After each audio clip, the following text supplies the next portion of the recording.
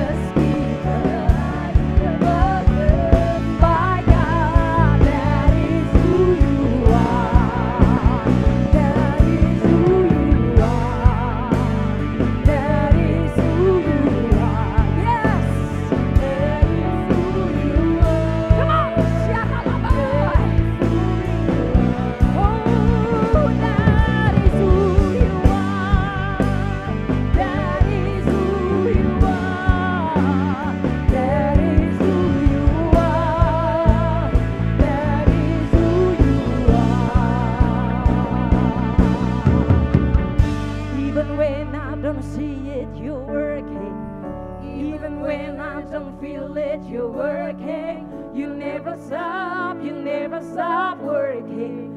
You never stop, you never stop working.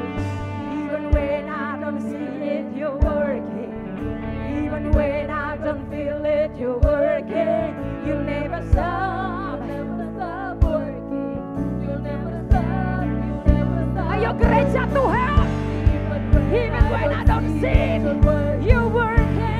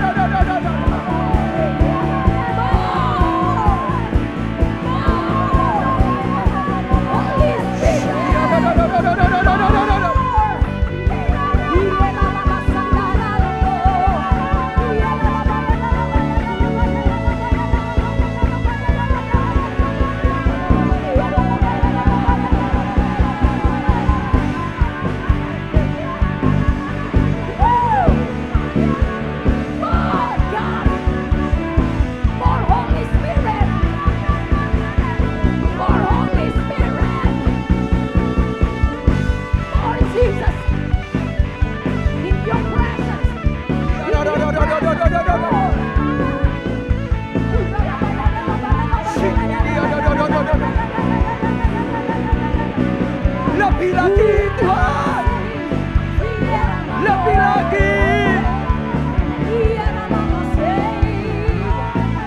Yesus dahsyat, Engkau dahsyat Tuhan,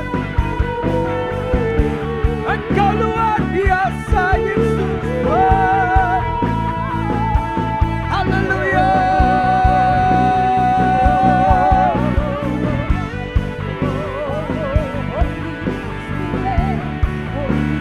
Rasakan urapannya, rasakan hadiratnya, rasakan kebesarannya. Yes, rasakan kuasanya. Tuhan menjamah, Tuhan menjamah.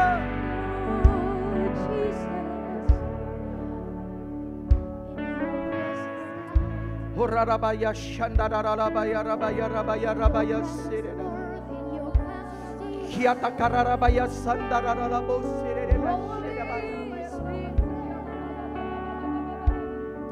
Kami ada dalam hadirat-Mu, kami merasakan kasih-Mu, kami merasakan anugerah-Mu. Kami merasakan pengurapan-Mu. Haleluya.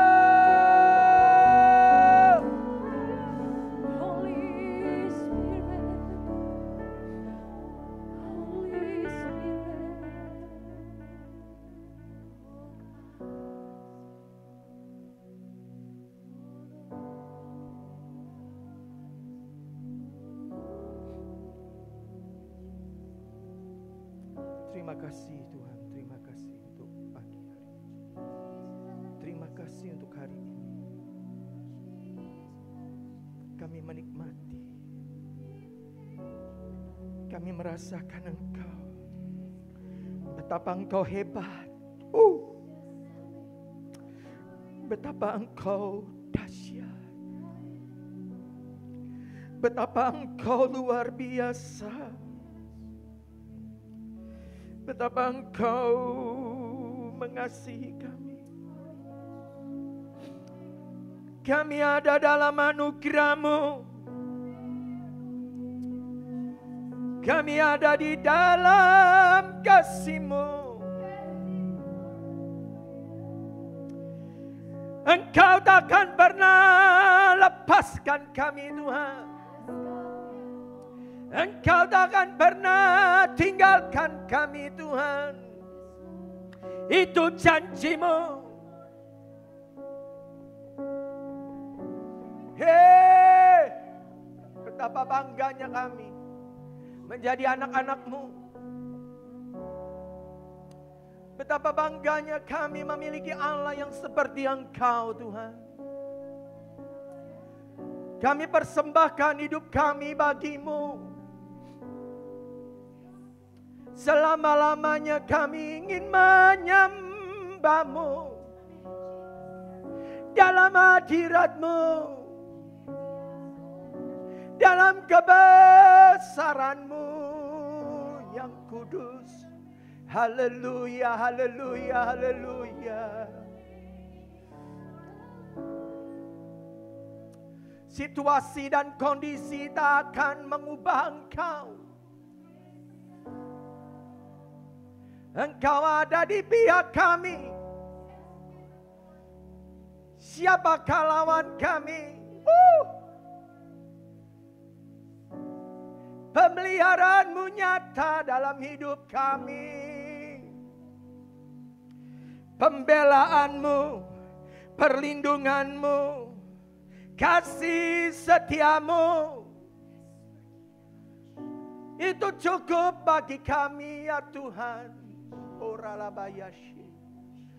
Jamah setiap umat-Mu Bapa. Sembuhkan yang sakit. Angkat semua beban yang berat. Berikan kelegaan kepada mereka, Tuhan. Rabayashe.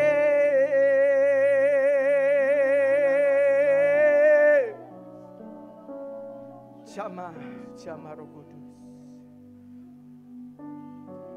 Terima kasih, terima kasih.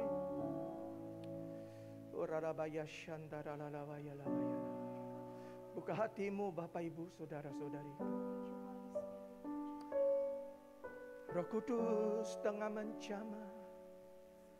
Roh Kudus tengah beracara. Roh Kudus tengah menjamah mengurapi sesuai dengan kebutuhanmu.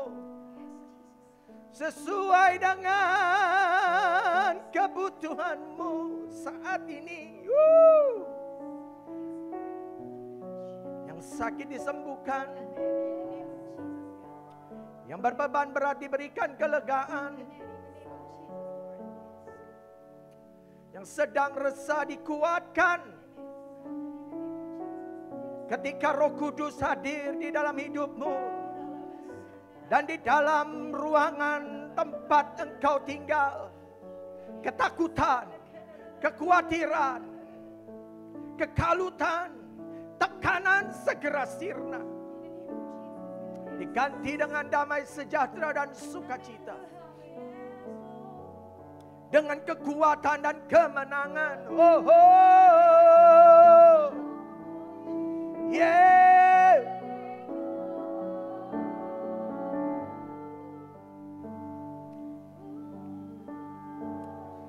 Shekera rabaya shandara rabaya shikiadara. Haleluya, haleluya, haleluya. Kami memiliki Tuhan yang ajaib. Terima kasih Bapa untuk hari ini. Sampaikan isi hatimu. Biar firman-Mu boleh menjadi rema bagi kami. Dalam nama Tuhan Yesus. Kami berdoa dan mengucap syukur. Haleluya. Yang percaya sama-sama katakan. Amin.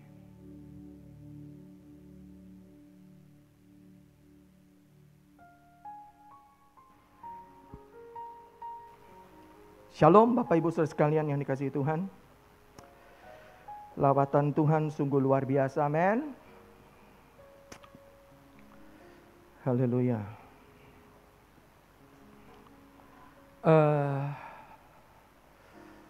Saya merasakan hadirat Tuhan yang sungguh luar biasa pada pagi hari ini.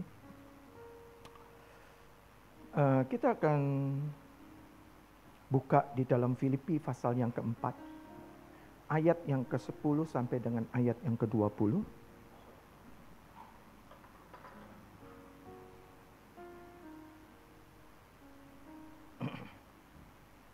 Demikian firman Tuhan, Filipi pasal yang keempat, ayat 10 sampai dengan 20. Aku sangat bersuka cita dalam Tuhan, bahwa akhirnya pikiranmu dan perasaanmu bertumbuh kembali untuk aku. Memang selalu ada perhatianmu, tetapi tidak ada kesempatan bagimu. Kukatakan ini bukanlah karena kekurangan, sebab aku telah belajar mencukupkan diri dalam segala keadaan. Aku tahu apa itu kekurangan dan aku tahu apa itu kelimpahan. Dalam segala hal dan dalam segala perkara tidak ada sesuatu yang merupakan rahasia bagiku. Baik dalam hal kenyang maupun dalam hal kelaparan. Baik dalam hal kelimpahan maupun dalam hal kekurangan. Segala perkara dapat kutanggung di dalam Dia yang memberi kekuatan kepadaku.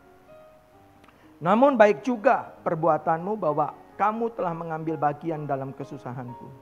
Kamu sendiri tahu juga, hai orang-orang Filipi, pada waktu aku mulai mengabarkan Injil ketika aku berangkat dari Makedonia, tidak ada satu jemaat pun yang mengadakan perhitungan hutang dan piutang dengan aku selain daripada kamu. Karena di Tesalonika pun kamu telah 1-2 kali mengirimkan bantuan kepadaku. Tetapi yang kuutamakan bukanlah pemberian itu, melainkan buahnya yang makin memperbesar keuntunganmu. Kini aku telah menerima semua yang perlu daripadamu. Malahan lebih daripada itu, aku berkelimpahan. Karena aku telah menerima kirimanmu dari Epafroditus, suatu persembahan yang harum, suatu korban yang disukai dan yang berkenan kepada Allah. Allahku akan memenuhi segala keperluanmu menurut kekayaan dan kemuliaannya dalam Kristus Yesus. Dimuliakanlah Allah dan Bapa kita selama-lamanya. Amin. Bapak Ibu saudara sekalian yang dikasihi Tuhan, hari-hari ini saya banyak mendengar juga nih, ya, orang-orang Kristen yang mengalami frustrasi, depresi, ya. Kemudian itu berimbas kepada kehidupan dalam rumah tangga. Rumah tangga yang biasanya suka akur, sekarang mulai ada keributan-keributan kecil bahkan sampai yang besar. Mungkin karena banyak waktu bapak-bapak yang bekerja lebih banyak di rumah, atau juga ibu-ibu yang mungkin bapak dan ibunya, suami istri bekerja banyak di luar, sekarang banyak di rumah. Nah, kemudian karena ada sesuatu kondisi dan keadaan seperti ini, banyak sekarang yang tidak memakai asisten pembantu rumah tangga. Ya. Nah, Bapak Ibu saudara sekalian yang dikasihi Tuhan, ya, karena itu semua ada pertimbangan-pertimbangan, ya, karena situasi saat ini. Nah, sering keribut, dari mulai saya dengar, ya, di rumah bapak-bapak mulai membantu, mulai ada pembagian tugas dan lain sebagainya, saudara-saudara. Mungkin hal-hal yang seperti ini, ya, hidup tidak seperti yang biasanya. Ada satu keadaan-keadaan yang baru, saudara-saudara, itu cukup mengagetkan. Sehingga ada hal-hal yang tidak biasa yang dikerjakan oleh mereka. Ya. Bapak-bapak yang biasanya banyak di kantor, mungkin banyak di luar, sekarang mesti membantu sang istri. Ya. Nah, saudara-saudara, mereka belum mampu untuk beradaptasi dengan keadaan yang telah berubah saat-saat ini. Ya, demikian juga dengan saya. Saya pun begitu, saudara-saudara. Ya, di rumah ada pembagian tugas-tugas. Karena lebih banyak di rumah sekarang. Lebih banyak bekerja dari rumah. Nah, menghadapi perubahan-perubahan ini, kita perlu beradaptasi, saudara-saudara, dengan perubahan itu sendiri. Nah, kita harus lebih tahu dulu mengerti apa yang dimaksud dengan kemampuan untuk kita dapat beradaptasi. Kemampuan beradaptasi itu adalah kemampuan untuk menyesuaikan diri dengan situasi yang baru atau perubahan-perubahan yang sedang terjadi. Memang saudara-saudara, orang beradaptasi dengan situasi yang baru, ya, dengan adanya perubahan-perubahan, itu baik itu di dalam lingkungan, komunitas, ya, itu akan kemampuan mereka satu dengan yang lain itu berbeda. Satu dengan yang lain. Waktunya berbeda untuk seseorang dapat beradaptasi dengan lingkungan, dengan perubahan yang baru, saudara-saudara. Perlu waktu, tetapi satu hal, kita perlu waktu memang. Yang kedua, kita harus memiliki kemampuan untuk menerima kenyataan, menerima keadaan seperti itu. Dan ketanggapan seseorang, respon seseorang, tentu respon yang baik untuk menghadapi atau beradaptasi dengan perubahan itu.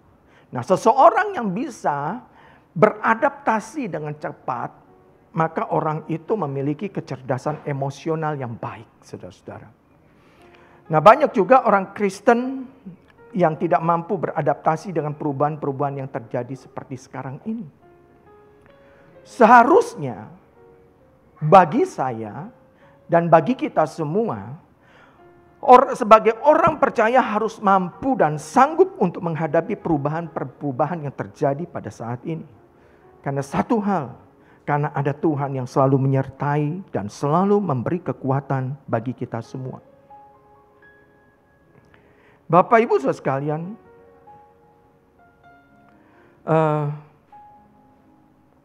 kita lihat satu pengalaman dari ayat yang telah kita baca di atas. Itu mengenai Rasul Paulus. Firman Tuhan, ya mungkin penekanannya pada hari ini, kita mungkin saat-saat ini tidak seperti, ekonomi kita tidak seperti waktu-waktu yang lalu. Nah, kita mau belajar bagaimana Rasul Paulus itu bisa beradaptasi dengan apa yang namanya kelimpahan, dengan apa yang namanya kekurangan, dengan apa yang dibilang hal kenyang dan kelaparan. Filipi pasal 4 ayat 12 berkata demikian. Aku tahu apa itu kekurangan dan aku tahu apa itu kelimpahan. Dalam segala hal, dalam segala perkara tidak ada sesuatu yang merupakan rahasia bagiku. Baik dalam hal kenyang maupun dalam hal kelaparan. Baik dalam hal kelimpahan maupun dalam hal kekurangan. Pengalaman-pengalaman hidup Rasul Paulus dengan dalam perjalanannya di dalam pelayanan penginjilan, Rasul Paulus itu menghadapi situasi dan kondisi yang berbagai macam cara, yang berbagai macam keadaan, situasi dan kondisi. Nah, ini yang mendidik Rasul Paulus, dan mau tidak mau Rasul Paulus untuk belajar beradaptasi dengan keadaan sekelilingnya. Nah, Bapak Ibu saudara sekalian yang dikasihi Tuhan, pengalaman-pengalaman ini di dalam menghadapi situasi kondisi, dikatakan dalam hal kenyang, dalam hal kelaparan, dalam hal kekurangan, dalam hal dia kelimpahan, ya, Bapak Ibu, Rasul Paulus belajar tentang hal itu. Sehingga Rasul Paulus ini terbiasa dengan keadaan-keadaan seperti ini. Ya, sehingga dia menjadi seseorang yang mengerti bagaimana harus bersikap. Baik itu dalam tekanan, baik itu di dalam penderitaan, Baik itu di dalam ketakutan. Wow, Rasul Paulus itu saudara, kalau kita baca di dalam di dalam perjalanan penginjilannya banyak sekali saudara. Karam kapal pernah. Lapar nggak makan berhari-hari, terkatung-katung di tengah laut pernah. Dicambuk, dicemeti pernah. Dikejar-kejar dengan binatang buas pernah. Wow, saudara-saudara. Tetapi semua itu tidak pernah membuat redup semangatnya, redup api penginjilannya, iman dan pengharapannya kepada Tuhan. Itu tidak membuat kekonsistenannya lenyap. Dia tetap berapi-api untuk Tuhan.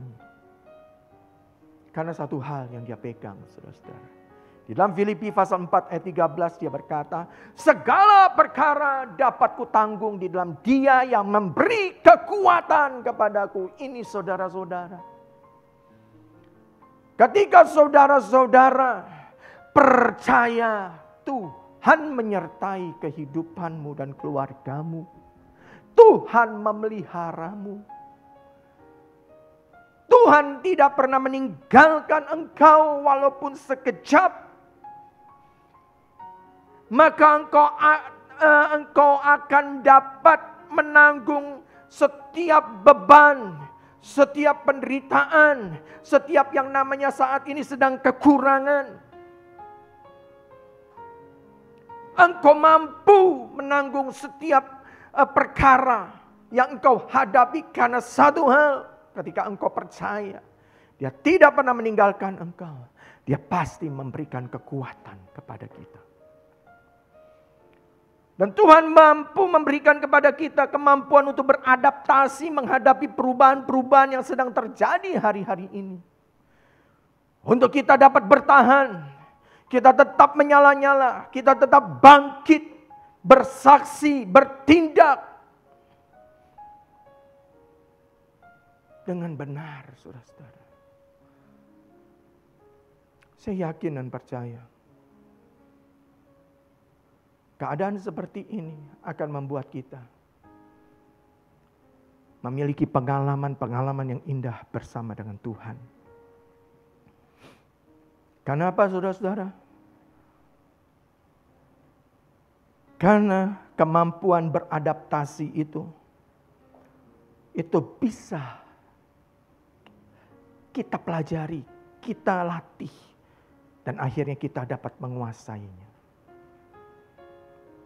Kekristenan adalah satu proses hidup tentunya. Setelah bertobat, bagaimana belajar beradaptasi. Hidup kita belajar beradaptasi untuk hidup sesuai dengan kebenaran firman Tuhan. Nah, saudara-saudara, waktu saudara-saudara mulai bertobat, percaya Yesus, itulah dimulai, saudara-saudara, untuk beradaptasi dengan kebenaran firman Tuhan. Karena firman Tuhan tidak hanya untuk saudara-saudara ngerti dan tahu saja. Tapi firman Tuhan itu harus diaplikasikan dalam kehidupan sehari-hari. Bukan sebagai suatu pengetahuan saja. Jadi saya merasa aneh kalau ada orang yang merasa hidupnya dibatasi setelah menjadi Kristen. Karena banyak hal yang menjadi kebiasaannya dalam kehidupan yang dulu itu nggak boleh. Karena itu berdosa. Kalau dulu hidupnya apapun dia lakukan. Mungkin sering minum-minum.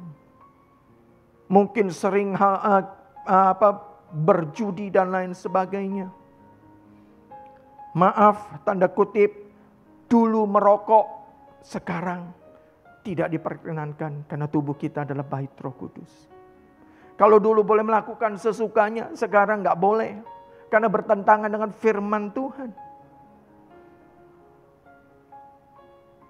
Beberapa kali saya pernah mendengar orang yang berkata, susah juga jadi orang Kristen ya, nggak boleh ini, nggak boleh itu, saudara-saudara.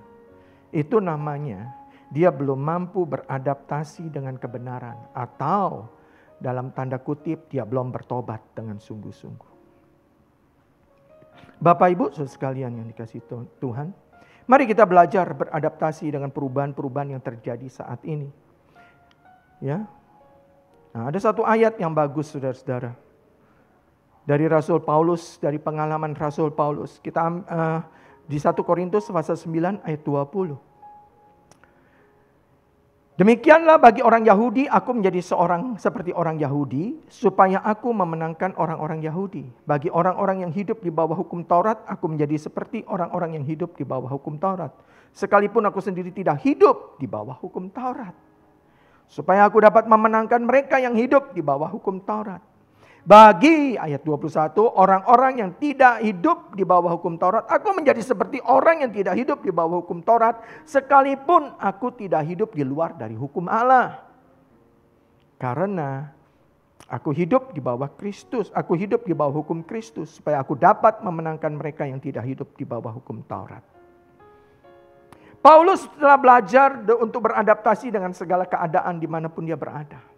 Baik di dalam komunitas, dalam lingkungan, ya, terutama di dalam penginjilan, dalam hal kekurangan, dalam hal tidak makan, kelaparan dan lain sebagainya. Dalam segala musim Rasul Paulus sudah beradaptasi, saudara-saudara. Dia mampu beradaptasi.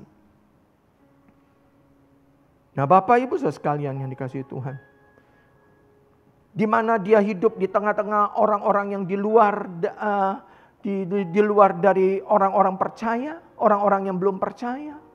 Di mana dia hidup di tengah-tengah komunitas atau lingkungan yang tidak baik, Rasul Paulus mampu beradaptasi. Ya, sekali lagi dalam hal lapar, dia mampu beradaptasi. Dia mengerti apa itu kelimpahan, apa itu kekurangan. Nah, Bapak Ibu saudara sekalian yang dikasihi Tuhan, Rasul Paulus ini adalah seorang rasul hamba Tuhan yang luar biasa. Melalui pengalaman-pengalaman hidupnya, setelah dia bertobat, menerima Kristus,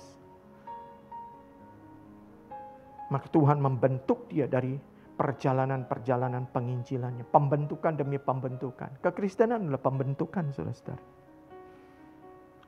Bagaimana kita beradaptasi dengan sesuatu perubahan yang terjadi. Nah, saudara-saudara, ada beberapa hal yang ingin saya sampaikan. Bagaimana kita bisa beradaptasi dengan perubahan-perubahan yang terjadi sehingga keributan-keributan dalam rumah tangga, sehingga tekanan-tekanan dalam kehidupanmu yang selama ini mungkin kita rasakan, itu dapat kita hadapi dan kita keluar sebagai pemenang. Ayat yang ke-11 dari Filipi pasal yang ke-4 tadi berkata demikian. Aku telah belajar mencukupkan diri dalam segala keadaan. Artinya saudara-saudara,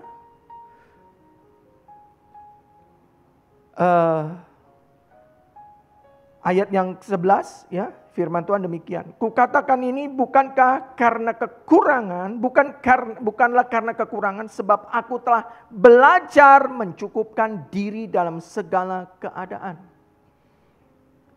Yang pertama, belajar mencukupkan diri dalam segala keadaan. Artinya belajar untuk hidup berpadaan. Nah, kalimat yang paling indah saudara-saudara yang di dalam ayat yang ke-11 ini menjadi kekuatan bagi kita. Sebab aku telah belajar mencukupkan diri dalam segala keadaan.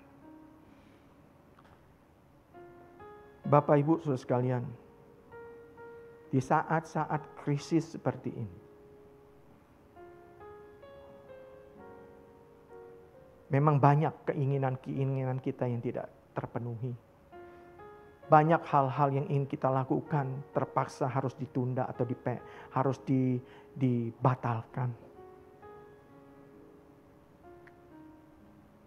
Kita harus belajar yang namanya berpadaan dengan apa yang ada, yang kita miliki. Kita harus menyesuaikan diri dengan keadaan tersebut. Apa yang perlu, yang menjadi prioritas, yang utama, paling utama, kita bisa bikin listnya. Itu harus didahulukan. Menjadi prioritas utama. Bukan keinginan, tetapi kebutuhan yang utama. Itu harus kita prioritaskan. Kebiasaan-kebiasaan yang lalu mungkin pada waktu kita tidak mengalami resesi ekonomi. Ya saudara-saudara, kebiasaan mungkin kita suka makan di luar. Kita sering beli makanan, kita sering gak masak di rumah. Sekarang mulai masak sendiri. Dan saya lihat banyak juga hamba-hamba Tuhan dan orang-orang yang WFH, ya, work from home. Mereka mulai coba bertanam di tengah-tengah lahan yang terbatas, saudara-saudara. Dengan lahan yang ada dimanfaatkan, kalau dulu tidak masuk hitungan, sekarang mulai beralih ke situ, saudara-saudara. Mulai mencoba berkebun sayur-sayuran yang cepat dipanen dengan lahan yang ada untuk dikonsumsi sendiri. Itu satu hal yang positif. Tentu lebih sehat hasilnya, lebih ngirit, belajar bagaimana menjadi seorang pekebun atau bertani, saudara-saudara. Melatih kesabaran, ketekunan, setiap hari kasih pupuk, setiap hari kasih disiram. Oh saudara-saudara, itu sesuatu hal yang indah. Yang dapat kita lakukan sementara kita banyak waktu di rumah.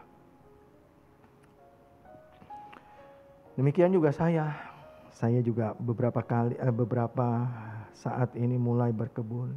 Ya, puji Tuhan saudara-saudara. Ada beberapa yang sudah kita bisa panen. Ya. Nah Bapak Ibu saudara sekalian, kita nikmat, rasanya lebih sehat, rasanya lebih bersih, higienis saudara-saudara. Nah itu hal yang luar biasa. Dan apa yang tidak menjadi prioritas kita, itu singkirkan semua. Yang kedua, kita harus belajar sepenuhnya bergantung kepada Tuhan. Dia yang akan memberikan kekuatan bagi kita. Percayalah, Tuhan tidak pernah meninggalkan kita. Tuhan tidak pernah berubah. Dunia boleh berubah, lingkungan kita boleh berubah, ya. Teman-teman kita boleh berubah.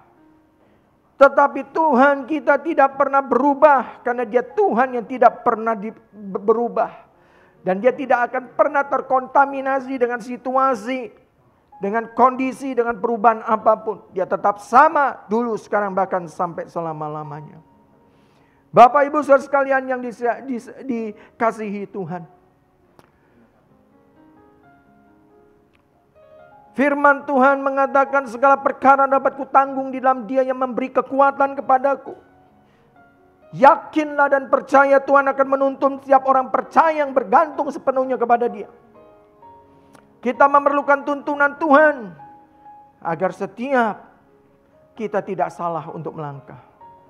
Tuhan pasti ketika Tuhan menuntun hidupmu dan hidup saya, maka Dia akan memberikan hikmat bagaimana agar supaya kita dapat cakap menghadapi perubahan-perubahan yang tidak pernah kita duga, yang tidak kita pernah mengerti sebelumnya. Nah, orang yang bergantung kepada Tuhan sepenuhnya, maka hidupnya akan bisa lebih tenang dalam menghadapi situasi-situasi seperti ini. Orang yang bergantung sepenuhnya kepada Tuhan, dia akan hidup lebih damai. Sehingga pikirannya lebih jernih. Ketika pikiran kita jernih, hikmat itu akan mengalir. Dan pasti, kalau hikmat sudah mengalir, pasti ada jalan keluar.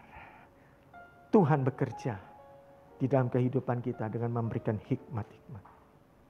Bapak Ibu saudara sekalian yang dikasihi Tuhan. Yakin dan percayalah, Tuhan selalu menopang dan memberi kekuatan di dalam kehidupan kita. Yang ketiga, ayo saya mengajak tetap semangat. Tetap bangkit. Di tengah-tengah kegelapan ini ada terang Tuhan. Ada kemuliaan Tuhan.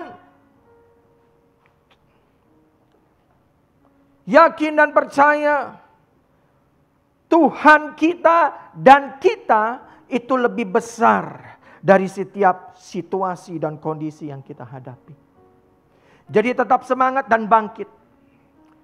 Dan percaya karena Tuhan dan kita lebih besar dari situasi yang sedang kita hadapi. Bukankah jika Tuhan ada di pihak kita, siapa yang dapat menjadi lawan kita? Bersama dengan Tuhan, di tengah-tengah situasi seperti ini, kita mampu melakukan hal-hal yang besar. Bapak, Ibu, Saudara sekalian, jangan redupkan semangatmu. Minta pengurapan terus setiap hari dari Roh Kudus. Di dalam doa pujian kita. Jangan lupa deklarasikan janji-janji Tuhan. Deklarasikan firman-Nya. Itu akan menjadi rema. Dan ketika itu menjadi rema, itu akan menjadi berkat. Dan itu akan menjadi kegenapan dalam kehidupan kita. Yang terakhir, unity dan bangun mesbah doa bersama dengan keluarga. Firman Tuhan di dalam Matius pasal yang ke-18 ayat 20 berkata demikian. Sebab di mana 2 atau 3 orang berkumpul dalam namaku, di situ aku ada di tengah-tengah mereka. Wow. Dan apapun yang engkau inginkan, engkau naikkan doamu dengan kesehatian, dengan keunitian, maka Tuhan mendengar doa-doa kita. Mari kita bangun kita unity dengan keluarga kita. Hal-hal yang menimbulkan konflik itu jangan dibicarakan. Lebih baik berpikiran positif bahwa Tuhan menyertai dan memberikan kekuatan kepada kita. Ketika saudara-saudara bisa unity bersama dengan keluarga. Unity di dalam segala hal, mengerjakan segala sesuatunya bersama-sama misalnya. Saya yakin dan percaya. Di situ Tuhan hadir. Apalagi ketika kita membangun mesbah keluarga setiap hari. Pasti Tuhan akan memberikan tuntunan-tuntunannya, hikmat-hikmatnya, pewahyuan-pewahyuannya, janji-janjinya melalui firman-firman yang menjadi rema bagi kita. Ayat yang ke Filipi pasal 4 ayat 19 pasti akan terjadi. Allahku akan memenuhi segala keperluanmu menurut kekayaan dan kemuliaan dalam Kristus Yesus Tuhan. Pasti terjadi mujizat. Pasti terjadi kesaksian-kesaksian yang luar biasa. Pasti terjadi perkara-perkara yang ajaib dalam kehidupan saudara-saudara dan saya. Mari, saudara-saudara, kita mau belajar untuk beradaptasi menghadapi perubahan-perubahan yang ada. Tuhan beserta dengan kita kok. Tuhan memberikan kekuatan kepada kita. Amin. Mari kita masuk di dalam perjamuan kudus. Saudara sekalian yang dikasihi Tuhan, kita persiapkan hati kita untuk masuk di dalam perjamuan kudus. Mari kita bereskan segala sesuatu yang mungkin sadar atau tidak sadar kita pernah melakukan dosa beberapa waktu saat ini. Bereskan di hadapan Tuhan. Sehingga setiap kita berkenan di hadapan Tuhan dan layak untuk menerima tubuh dan darah Kristus. Untuk mengambil roti dan anggur yang telah disediakan. Bapak Ibu boleh mengambil biskuit crackers ataupun apapun yang ada di rumah. Mungkin sirup atau apapun yang Bapak Ibu punya.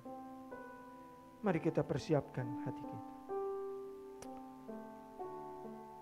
Kita ambil waktu sejenak untuk membereskan setiap masalah mungkin di dalam kehidupan kita di hadapan Tuhan.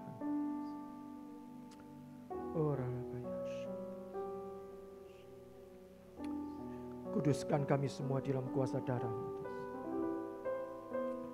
Terima kasih Bapa, Engkau menyucikan kami. Engkau melayakkan kami untuk kami dapat ambil roti dan anggur sebagai lambang tubuh dan darah-Mu.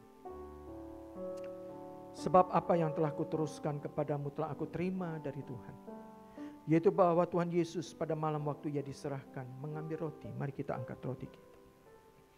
Sesudah itu Ia mengucap syukur atasnya, Ia memecah-mecahkannya dan berkata, inilah tubuhku yang diserahkan bagi kamu, perbuatlah ini menjadi peringatan akan aku. Bapak Ibu Saudara sekalian yang dikasihi Tuhan, bukankah roti yang atas kita ucapkan syukur adalah persekutuan kita dengan tubuh Kristus? Mari kita makan bersama dalam nama Tuhan Yesus.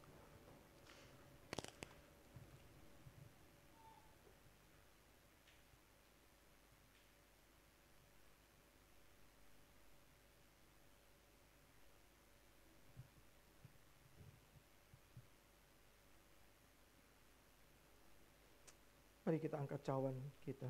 Demikian juga Ia mengambil cawan sesudah makan. Lalu berkata, cawan ini adalah perjanjian baru yang dimeteraikan oleh darahku.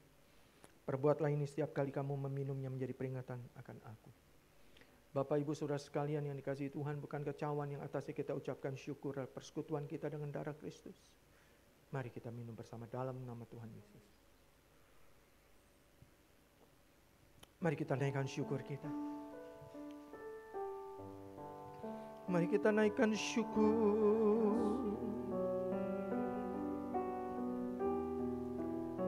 Mari kita naikkan syukur.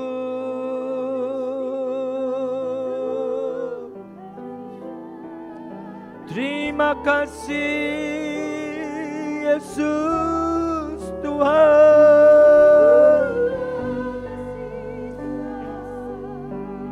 Terima kasih. Terima kasih.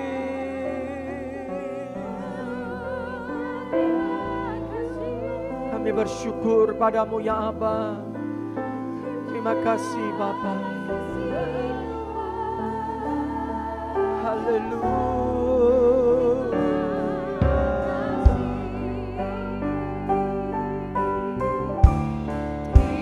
Terima kasih Yesusku. Terima kasih Yesusku. Puji syukur hanya bagi Tuhanku. Terima kasih Yesusku. Terima kasih Yesusku. Puji syukur hanya bagi Tuhanku. Terima kasih Tuhan.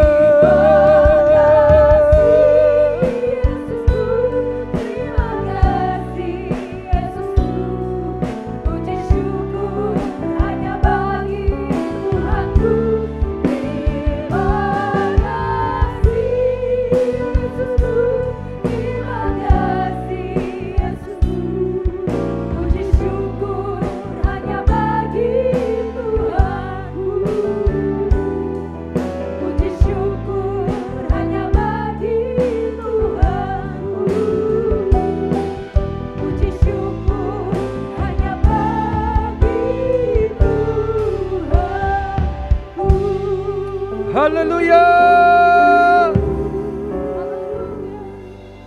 Terima kasih Bapa. Mari kita angkat kedua tangan kita. Terimalah berkat damai sejahtera, sukacita, kasih karunia dan anugerah yang berlimpah-limpah dari tahta Allah Bapa di dalam Kristus Yesus Tuhan, melalui persekutuan, penyertaan, perlindungan, pembelaan daripada Roh Kudus yang senantiasa menyertai perjalanan kehidupan kita, keluarga kita, pekerjaan, usaha kita. Dalam setiap keadaan kita ada Roh Kudus yang memimpin, menuntun kita, yang membawa kita pada satu kemenangan kepada kemenangan lainnya, keberhasilan kepada keberhasilan lainnya. Mulai dari hari ini sampai Maranatha, Tuhan Yesus datang kedua kali menjemput kita di awan-awan permai. Bahkan sampai selama-lamanya kita hidup dalam kerajaan yang kekal. Yang percaya dan diberkati, sama-sama katakan amin. Shalom, Tuhan memberkati kita semua. Haleluya.